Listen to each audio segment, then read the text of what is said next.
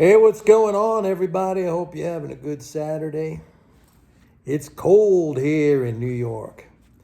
This morning, worked out, went for a run for a few miles. It was about 20 degrees with a feels like temperature of 11 degrees.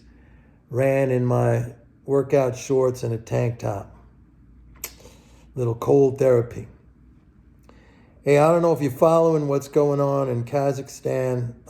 Pretty tense situation there. It looks now like it has been put under control. There was riots and protests, and probably it was an attempted coup, attempt to overthrow the government there, the rioters, and it seemed very organized and led. Definitely looked like it had the earmarks of one of these U.S. Western style color revolutions, attempted anyway, like they tried in Ukraine. But it has been put down by the Kazakhstan government and peacekeeping forces flown in from Russia. But the timing of this is very suspect because it comes just a few days before U.S., NATO, and Russian security talks in Geneva, which are going to be focused on Ukraine. Today, U.S. Secretary Antony Blinken came out with a ludicrous comment saying, if history has shown us anything, it's that once Russians are in your house, it's very hard to get them to leave. I mean, for the United States to be saying that is just like the height of hypocrisy. I mean, it's been 80 years since World War II. We're still in Germany. We're still in Japan. We're still in Afghanistan. We're still in Iraq. We're in Syria. I mean, how many others? Probably, I think, over 100 countries where the United States, Libya. Come on. I mean, that is the height of hypocrisy to say something like this. Kazakhstan is the largest country in Central Asia. It's on the southern border of Russia. It is a very important strategic ally to Russia. The former head of Kazakhstan, and I don't recall his name, Nazbirayev, something like that. He stepped down but was still in control of the security forces. It's interesting because there a lot of things kind of look similar to the January 6th Capitol riot, like when these riots broke out in Almaty, the capital of Kazakhstan. The military was not brought into action. I'm talking about the Kazakhstan military was not brought into action because this former guy who was the head of Kazakhstan, he was still in control of the military. So although he kind of stepped down, from the presidency, he still was in a position of very high power, controlling those government forces. So it was kind of like, where were the, when the National Guard was not called in on January 6th, the riots in the Capitol, the U.S. Capitol, when the Capitol Police were not brought in full force to squash the uprisings and the insurrection. I mean, a lot of these things have, the fingerprints of stuff that we have seen here or how the United States conducts affairs in other countries. So this is probably an attempt, again, by the CIA, State Department, to foment trouble on Russia's doorstep, maybe knowingly that the uprisings wouldn't succeed, but then using that as a pretext to say, well, look, you see, you're trying to re-establish the former Soviet Union. You're sending troops. You already, are there in Crimea. You're going into Kazakhstan. We can't stand for this. That's going to be NATO's position going into these talks.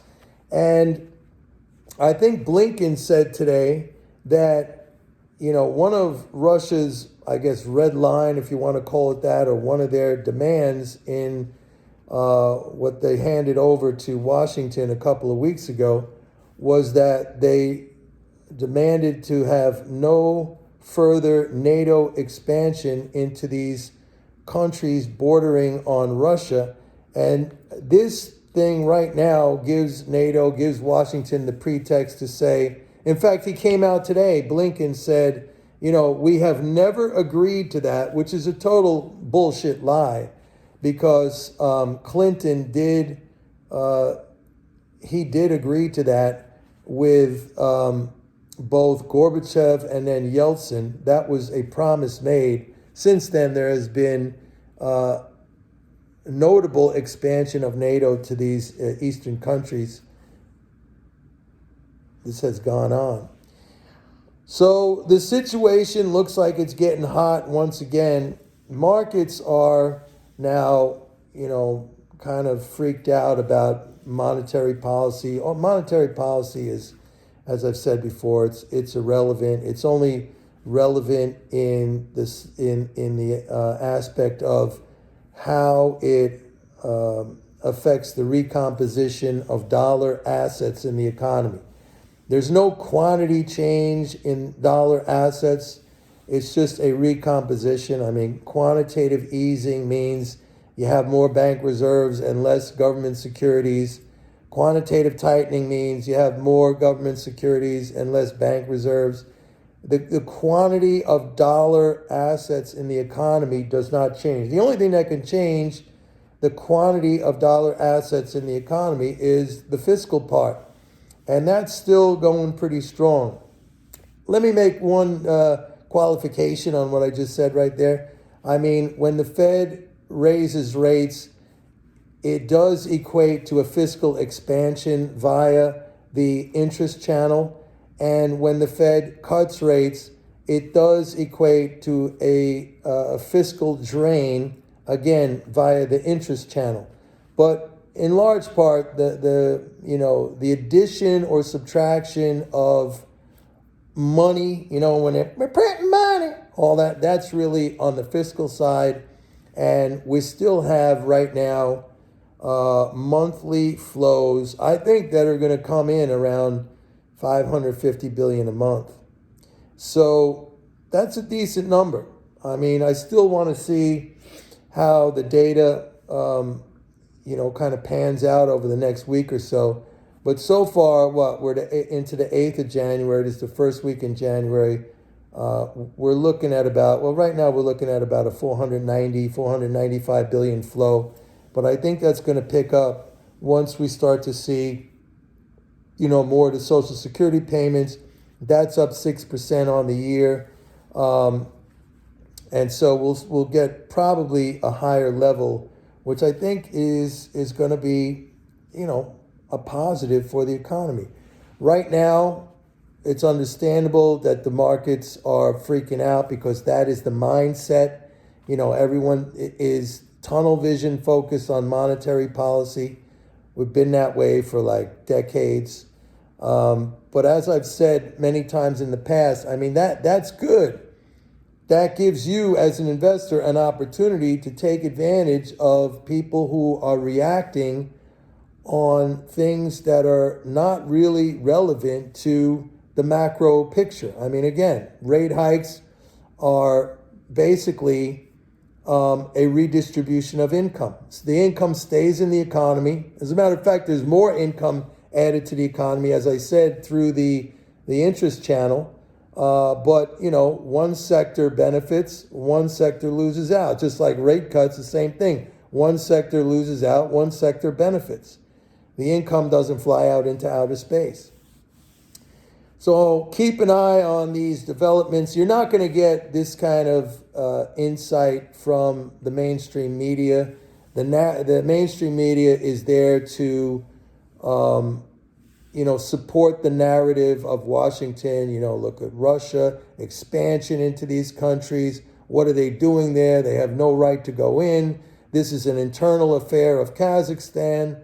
Blah blah blah. You need to respect the rights of the protesters, right? They're burning down government buildings. They caused the government to resign. By the way, it was stated that the whole reason behind this was surging fuel prices, which is total bullshit because once the protests happened, and they weren't protests, it was a revolt, it was an attempt at a coup. The current president, guy who heads Kazakhstan, he reimposed the subsidies on fuel. So it brought the price way down again. But the riots and the attempts to overthrow continued after that. So it was a clandestine operation for sure. Probably, again, CIA, US, MI6 backed.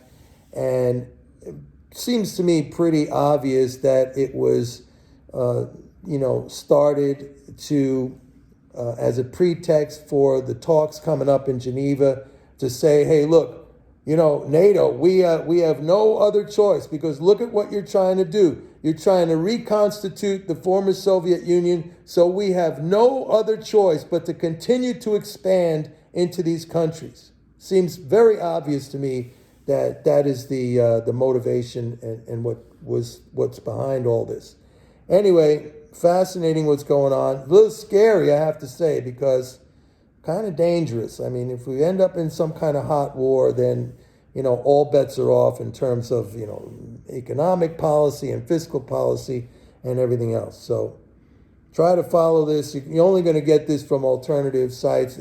I would recommend going to my blog, MikeNormanEconomics.blogspot.com. We have a lot of good alternative coverage of the events happening over there, so you could read some of these articles. Anyway, have a great rest of your Saturday. See you tomorrow. Bye.